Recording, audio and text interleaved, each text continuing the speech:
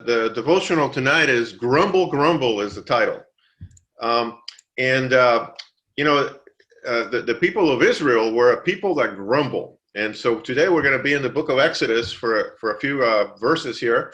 And, the first one here happened right after, just about right after they had crossed the Red Sea. They had seen God basically wipe out the Egyptians in a great act of deliverance. And then, they come to this place called Marah, and they could not drink the water because it was bitter. And so the people grumbled, it says there, against Moses.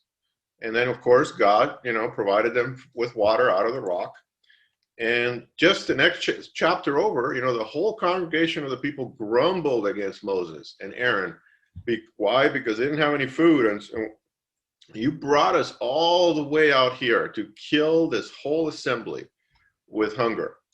And then we see one more instance of grumbling here. Again, they're thirsty. Again, they're out in the desert. They can't find water, and they grumbled against Moses. And there's another place in Numbers, and this is now as they're about to go into the Promised Land. The spies come back. They give a bad report. 10 out of 12 give a bad report.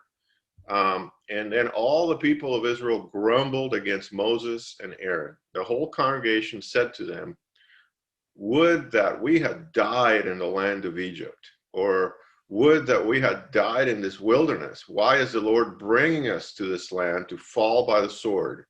And they said to one another, "Let us choose a leader and go back to Egypt."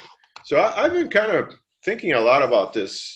This morning I was running and thinking about, what would be a good devotional for tonight. And I've been wrestling a lot personally with this whole thing about grumbling. And I noticed that for me, it starts with me. It's like, they call it self-talk.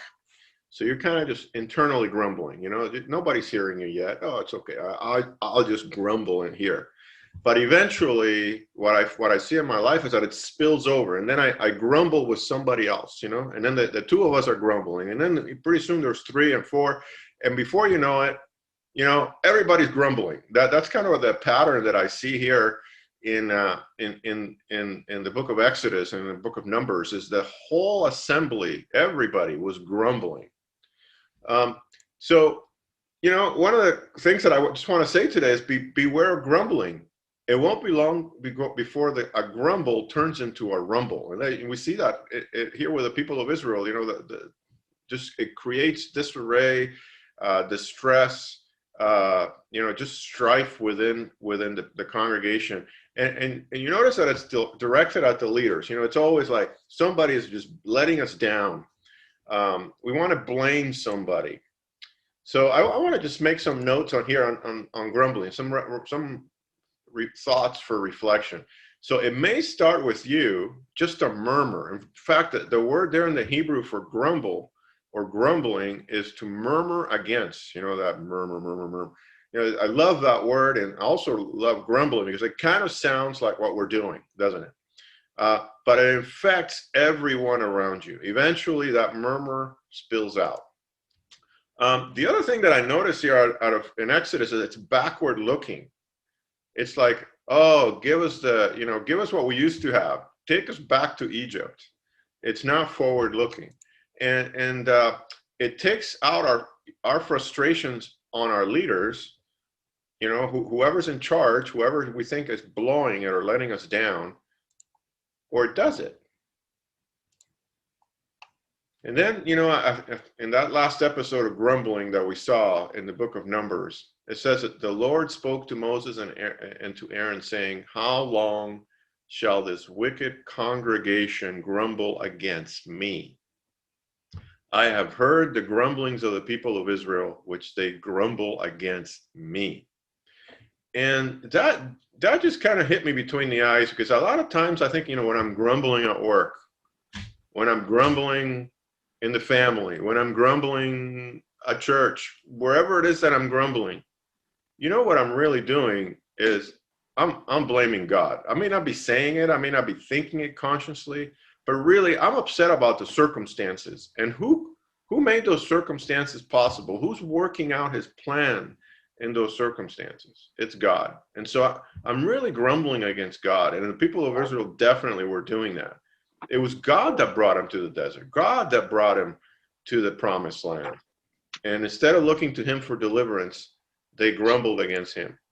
So grumbling has consequences. You know, we see that, just in closing here, and the men whom Moses sent to spy out the land, who had returned and made all the congregation grumble. So they were the ones that started grumbling, and then it spilled out from them against him by bringing up a bad report about the land. They died by a plague before the Lord. Of those men who went to spy the land, only Joshua and Caleb remained alive. And the last point I want to make here is that grumbling hurts the grumbler. It really brings no personal benefit to whoever's grumbling. So what is the antidote? I just want to close with 2 verses from Ephesians here. Ephesians 4:15 says, speaking the truth in love. So instead of grumbling about someone who's done something wrong, let us, let's address the situation, kind of like we talked last week. Don't let that root of bitterness grow. But what's the point here of speaking the truth in love? So that we can grow up in every way into him who is the head, and to Christ, for whom the whole body, joined, held together by every joint with which it is equipped, when each part is working properly, makes the body grow so that it builds itself up in love. The point here is to grow, to build up from whatever is going on here. And Ephesians 4:29 says, let no corrupting talk come out of your mouth, but only such as is good for building up, as it fits the occasion, that it may give grace to those who hear. So one question I just want to leave you with tonight is, are you grumbling, or is your speech giving grace? Something to reflect on as because that's something that I really am struggling with. Am I grumbling, or is my speech giving grace to those who hear?